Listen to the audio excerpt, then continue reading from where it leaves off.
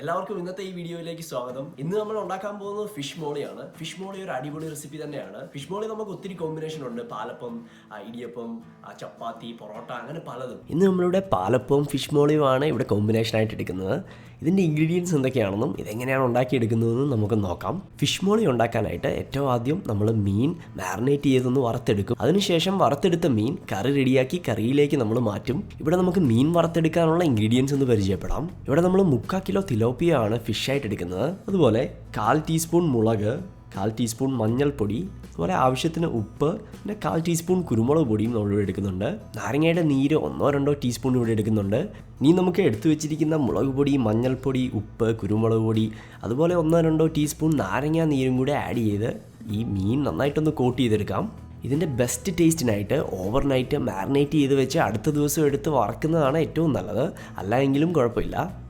അടുത്ത ദിവസമായി ഇനി നമുക്ക് മീനൊന്ന് വറുത്തെടുക്കാം. ഇവിടെ നമ്മൾ പകുതിയെ വേവിച്ചെടുക്കുന്നുള്ളൂ. ബാക്കി നമുക്ക് കറിയിലും ഇതൊന്ന് വേവിച്ചെടുക്കാവുന്നതാണ്. കുറച്ച് നേരം മീഡിയം ഹീറ്റിലൊന്ന് വറുത്തെടുത്ത് കഴിഞ്ഞാൽ നമുക്കൊന്ന് മറിച്ചിടാം. അതിനുശേഷം ഇതെടുത്ത് മാറ്റി വെക്കുക. ഇതെടുത്ത് മാറ്റി വെച്ച് കഴിഞ്ഞാൽ നമുക്കിതിൻ്റെ കറി റെഡിയാക്കി എടുക്കാം. അതിനായിട്ടുള്ള ഇൻഗ്രീഡിയൻസ് നമുക്ക് നോക്കാം. ഇവിടെ നമ്മളൊരു പ്രത്യേക ഫ്ലേവർ ആഡ് ചെയ്യാനായിട്ട് കറുവാപ്പട്ട, ഏലക്ക, ഗ്രാമ്പൂ എടുക്കുന്നുണ്ട്. അതുപോലെ 3 സവോള, ഇത് സ്ലൈസ് ചെയ്തെടുത്ത സവോളയാണ്. 4 പച്ചമുളക്, ഇത് കീറിയ പച്ചമുളകാണ്. അതുപോലെ ആവശ്യത്തിന് കരിവേപ്പില, 2 ടീസ്പൂൺ ഇഞ്ചി എടുക്കുന്നുണ്ട്. അതുപോലെ 2 ടീസ്പൂൺ വെളുത്തുള്ളിയും നമ്മളിവിടെ എടുക്കുന്നുണ്ട്. മല്ലിപ്പൊടി 2 ടീസ്പൂണാണ് നമ്മളിവിടെ എടുക്കുന്നത്. അതുപോലെ ഗരം മസാല 2 ടീസ്പൂൺ, കുരുമുളക് പൊടി 2 ടീസ്പൂൺ, 2 വലിയ തക്കാളി എടുക്കുന്നുണ്ട്. അതുപോലെ തേങ്ങാപ്പാൽ നമ്മളിവിടെ എടുക്കുന്നുണ്ട്.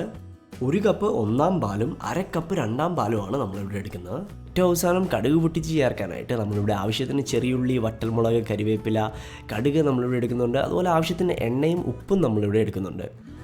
ഇതിൻ്റെ കറി റെഡിയാക്കാനായിട്ട് ഏറ്റവും ആദ്യം എണ്ണയിലേക്ക് കറുവാപ്പട്ട, ഗ്രാമ്പൂ, ഏലക്ക എന്നിവ ഇട്ട് കൊടുക്കുക. അതിനുശേഷം കുറച്ച് നേരം ഒന്ന് ഇളക്കിയെടുക്കാം. ഇനി നമുക്ക് വെളുത്തുള്ളിയും അതുപോലെ ഇഞ്ചിയും ഇവിടെ ആഡ് ചെയ്ത് കൊടുക്കാം. ഇത് നന്നായിട്ടൊന്ന് ഇളക്കിയെടുത്ത് കഴിഞ്ഞാൽ എടുത്തു വെച്ചിരിക്കുന്ന പച്ചമുളക് നമുക്കിവിടെ ഇട്ട് കൊടുക്കാവുന്നതാണ്. പിന്നെ കരിവേപ്പിലയും കൂടെ ആഡ് ചെയ്ത് കൊടുക്കുക. ഇനി ഇതെല്ലാം നന്നായിട്ടൊന്ന് ഇളക്കി ചെറുതായിട്ടൊന്ന് മൂത്ത് വന്നു കഴിഞ്ഞാൽ നമുക്ക് എടുത്തു വെച്ചിരിക്കുന്ന സവോള ഇവിടെ ആഡ് ചെയ്ത് കൊടുക്കാം. ഇനി സവോള നന്നായിട്ടൊന്ന് ഇളക്കി മിക്സ് ചെയ്തെടുക്കുക.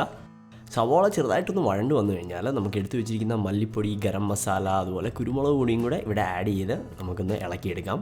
ഒരു 3-4 മിനിറ്റ് ഇത് നന്നായിട്ടൊന്ന് ഇളക്കിയെടുത്ത് കഴിഞ്ഞാൽ നമുക്ക് നേരത്തെ റെഡിയാക്കി വെച്ചിരിക്കുന്ന മീൻ ഇപ്പോൾ ആഡ് ചെയ്ത് കൊടുക്കാം. അതിനുശേഷം ഇത് നന്നായിട്ടൊന്ന് ഇളക്കിയെടുക്കണം.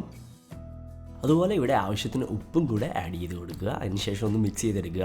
കുറച്ച് നേരം നന്നായിട്ടൊന്ന് ഇളക്കിയെടുത്ത് കഴിഞ്ഞാൽ ഇത് അടച്ചു വെക്കാം. നമുക്ക് ഒരു 8-10 മിനിറ്റിന് ശേഷം നമുക്ക് 2-ാം പാല് ഇവിടെ ആഡ് ചെയ്ത് കൊടുക്കാവുന്നതാണ്. അതിനുശേഷം ഇത് നന്നായിട്ടൊന്ന് ഇളക്കിയെടുത്ത് കഴിഞ്ഞാൽ നമുക്ക് വീണ്ടും ഇത് അടച്ചു വെക്കാം.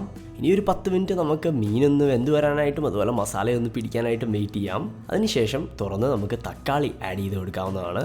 തക്കാളി ആഡ് ചെയ്ത് നന്നായിട്ടൊന്ന് ഇളക്കിയെടുക്കുക. തക്കാളി ആഡ് ചെയ്തതിന് ശേഷം ഒരു 3-4 മിനിറ്റ് കഴിഞ്ഞാൽ നമുക്കിവിടെ എടുത്തു വെച്ചിരിക്കുന്ന 1-ാം പാലും കൂടെ ആഡ് ചെയ്യാം.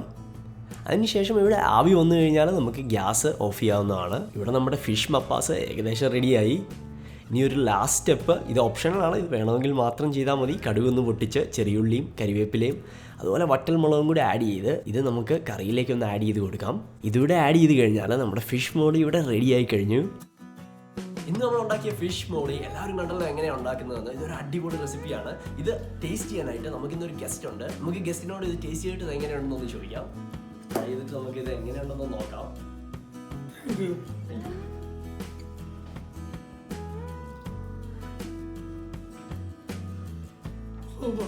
ഓക്കെ, ഫിഷ് മോളി അടിപൊളി. സോ ഇപ്പോൾ നമ്മൾ കണ്ടല്ലോ, ഇത് നിങ്ങൾ വീട്ടിൽ ഉണ്ടാക്കി നോക്കുക. അതുപോലെ ഈ റെസിപ്പി നിങ്ങൾക്കെല്ലാം ഇഷ്ടപ്പെട്ടു എന്ന് പ്രതീക്ഷിക്കുന്നു. എല്ലാവർക്കും വലിയൊരു നന്ദി.